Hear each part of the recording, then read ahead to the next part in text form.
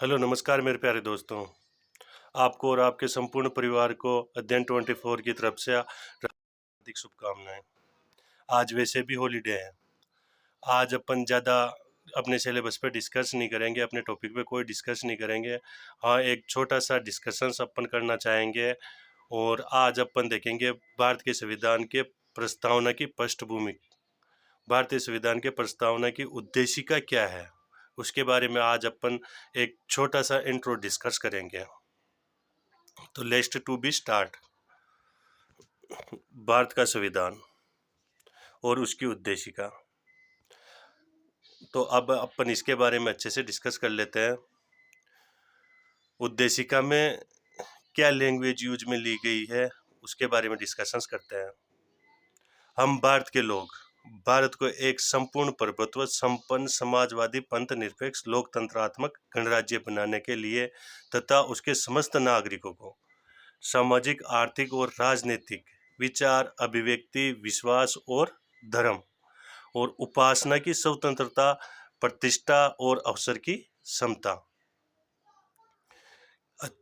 अब इसके बारे में क्या चीज़ें हैं इसको अपन डिस्कशंस के तौर पे देखते हैं कि हम भारत के लोग भारत को एक संपूर्ण प्रभुत्व संपन्न समाजवादी पंथ निरपेक्ष और लोकतंत्रात्मक गणराज्य।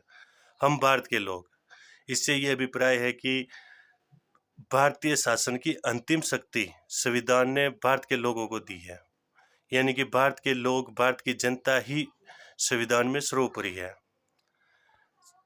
अब जो संपूर्ण प्रभुत्व संपन्न समाजवादी पंथ निरपेक्ष लोकतंत्रात्मक गणराज्य, ये शब्द 42वें संविधान संशोधन के तहत जोड़े गए थे।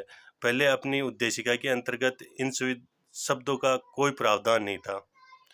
इन शब्दों को जोड़ने के पीछे मुख्य मोटिवेशंस ये था कि भारत को एक लोकतंत्रात्मक और पंथ निरपेक्ष और एक सेक्युलर स्टेट, जो भारत के लोगों का ड्रीम है, सेक्युलर स्टेट भारत को बनाने का, उसके पीछे इन शब्दों को जोड़ने का मुख्य उद्देश्य था। तथा उसके समस्त नागरिकों को, भारत के जितने भी नागरिक है, भारतीय जनता को सामाजिक आर्थिक राजनीतिक न्याय। भारतीय कॉन्स्टिट्यूशंस 3 प्रकार के न्याय की बात करता है, सामाजिक आर्थिक और राजनीतिक। विचार अभिव्यक्ति विश्वास धर्म, अपन भारत के फंडामेंटल राइट्स के 19 आर्टिकल में भी इन शब्दों का वर्णन है। विचार अभिव्यक्ति विश्वास धर्म 5 प्रकार की स्वतंत्रता भारतीय नागरिकों को भारतीय संविधान ने दी है। और उपासना की स्वतंत्रता, प्रतिष्ठा और अवसर की समता प्राप्त कराने के लिए तथा उन सब में व्यक्ति की गरिमा और राष्ट्र की एकता और अखंडता सुनिश्चित करने वाली बंधुता बढ़ाने के लिए दृढ़ संकल्प होकर अपनी इस संविधान सभा में आज तारीख 26 नवंबर 1949 ईस्वी मिति मार्ग शीर्ष शुक्ला सप्तमी, ये विक्रम संवत के अकॉर्डिंग डेट थी, संवत 2006 विक्रमी को एतदत्त द्वारा इस संविधान को अंगीकृत अधिनियमित और आत्मार्पित करते हैं। यानी कि 26 नवंबर 1949 को भारतीय संविधान को भारतीय लोगों द्वारा अपनाया गया था। भारतीय सरकार द्वारा भारतीय संविधान को 26 नवंबर 1949 को अपनाया गया था। ठीक है, ये थी अपनी संविधान की प्रस्तावना। मतलब संविधान के प्रस्तावना का सीधा सा अभिप्राय यह है कि मैं एक एग्जांपल दूं आपको। मान लो कोई मंदिर है और मंदिर का स्ट्रक्चर्स बना रहे हैं, उससे पहले मंदिर निर्माण से पहले मंदिर का एक नक्शा तैयार किया जाता है और उस नक्शे के अकॉर्डिंग ही संपूर्ण मंदिर का निर्माण किया जाता है। उसी प्रकार संपूर्ण भारतीय संविधान की ये एक छोटी सी संक्षिप्त रूपरेखा है। इसी रूपरेखा को अपन ढंग से पढ़ ले, ढंग से समझ लेना, तो संपूर्ण संविधान को समझने में आसानी होती है। अब अपन कुछ भारतीय कॉन्स्टिट्यूशंस के की फैक्ट्स पढ़ते हैं। भारतीय संविधान दुनिया के सबसे लंबे संविधानों में से एक है। भारतीय संविधान विश्व का सबसे बड़ा संविधान लिखित और निर्मित संविधान है। मतलब ये हस्तलिखित दुनिया का एकमात्र ऐसा संविधान है जो विस्तृत रूप में सबसे बड़ा है। ठीक है। भारतीय संविधान एकमात्र ऐसा संविधान है जिसे दो भाषाओं अंग्रेजी हिंदी में हस्तलिखित किया गया है। भारतीय संविधान में दो भाषाएं यूज में ली गई है, इंग्लिश और हिंदी। यानी कि कॉन्स्टिट्यूशंस इंग्लिश में भी लिखा हुआ है और हिंदी में भी लिखा हुआ है। Doctor B.R. अम्बेडकर को भारतीय संविधान के पिता के रूप में माना जाता है। डॉक्टर भीमराव अम्बेडकर जी ने भारतीय संविधान निर्माण में सर्वाधिक भूमिका निभाई थी, इसलिए भारतीय संविधान के पिता के रूप में डॉक्टर भीमराव अम्बेडकर साहब को माना जाता है। अब नेक्स्ट की पॉइंट क्या है कि भारत के संविधान ने देश को एक संप्रभु, समाजवादी, पंथ निरपेक्ष और लोकतंत्रात्मक गणराज्य घोषित किया है। भारत के संविधान ने देश को क्या है, संप्रभु, समाजवादी, धर्मनिरपेक्ष और तांत्रिक गणराज्य घोषित किया है। 1947 से पहले भारत क्या था, एक औपनिवेशिक स्टेट था। हमारा इंडिया अंग्रेजों के अंडर पे था। यहाँ पे जो एडमिनिस्ट्रेशन चलता था वो इंग्लैंड के क्राउन के अकॉर्डिंग चलता था। अब भारतीय संविधान ने अपने नागरिक को न्याय, समानता, स्वतंत्रता का आश्वासन देता है। मतलब भारतीय संविधान अपने नागरिकों को विश्वास दिलाता है, किसकी, न्याय का विश्वास दिलाता है, समानता का विश्वास दिलाता है, स्वतंत्रता का आह्वान करता है, जाति, पंथ, धर्म, लिंग या जन्म स्थान के आधार पर बिना किसी भेदभाव के बंधुत्व को बढ़ाने में मदद करता है। मतलब कोई जातिगत भेदभाव नहीं, पंथ, कोई धर्म, लिंग, जन्म स्थान आदि के आधार पर किसी प्रकार का कोई भेदभाव नहीं है। सभी नागरिक इक्वल है, सभी धर्मों के जितने भी व्यक्ति है सभी सम्मान है। एक धर्म दूसरे धर्म का सम्मान करता है, एक जाति दूसरे जाति पर कोई भेदभाव नहीं करती है। मतलब बंधुत्व बढ़ाने का ही कार्य संविधान करता है। विश्व बंधुत्व की भावना संविधान प्रदान करता है। भारत के संविधान को तैयार करने में समय कितना लगा साहब? भारतीय संविधान को तैयार करने में लगभग 2 साल 11 माह 18 दिन का समय लगा है।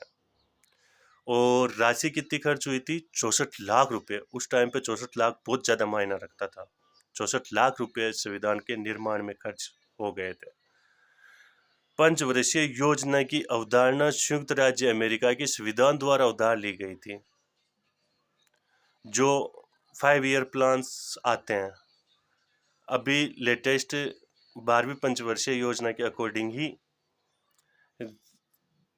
एडमिनिस्ट्रेशन चल रहा है। तो ये 5 ईयर प्लान्स की अवधारणा कहाँ से ली गई थी? मूल रूप से संयुक्त राज्य अमेरिका से ये प्रस्ताव, मतलब 5 ईयर प्लान्स की योजना ली गई थी।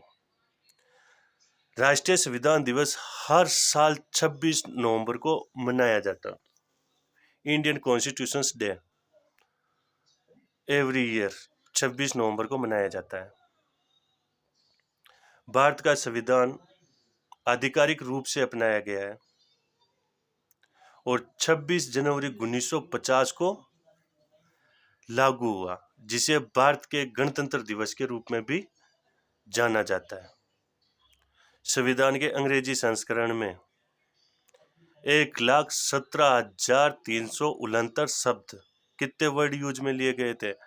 1,17,369 शब्द यूज में लिए गए थे। और वर्तमान में 444 अनुच्छेद है, 22 भाग है, 12 अनुसूचियां हैं और अब तक 104 संशोधन हो गए।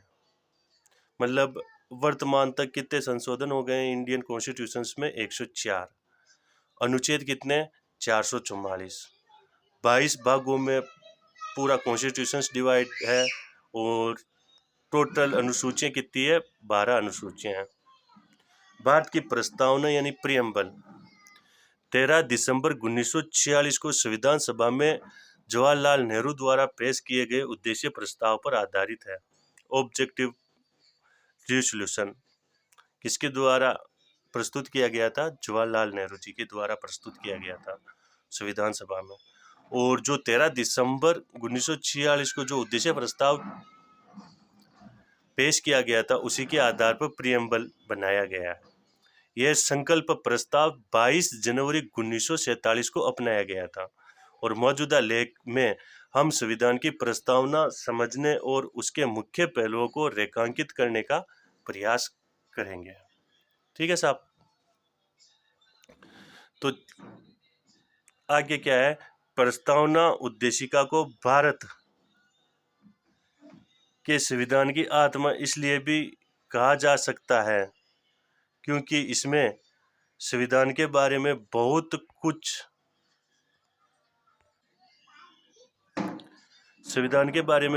कुछ संक्षेप में मौजूद है। हमें यह ध्यान में रखना चाहिए कि इसे 26 नवंबर 1949 को अपनाया गया था और इसे 26 नवंबर 1950 से लागू किया गया था। मतलब 26 नवंबर 1949 को तो संविधान को अपनाया गया था, ग्रहण किया गया था, लेकिन संविधान को लागू कब किया गया था? 26 जनवरी 1950 को। इसलिए हम 26 जनवरी को हर साल गणतंत्र दिवस के रूप में मनाते हैं, जिसे आज हम क्या गणतंत्र दिवस के रूप में भी जानते हैं। एक केस हुआ था गोलकनाथ बनाम पंजाब राज्य 1967 में। इस मामले में क्या है, तत्कालीन न्यायाधीश सुब्बा राव ने यह कहा था कि एक अधिनियम की प्रस्तावना उसके उन उद्देश्यों को निर्धारित करती है जिसे प्राप्त करने का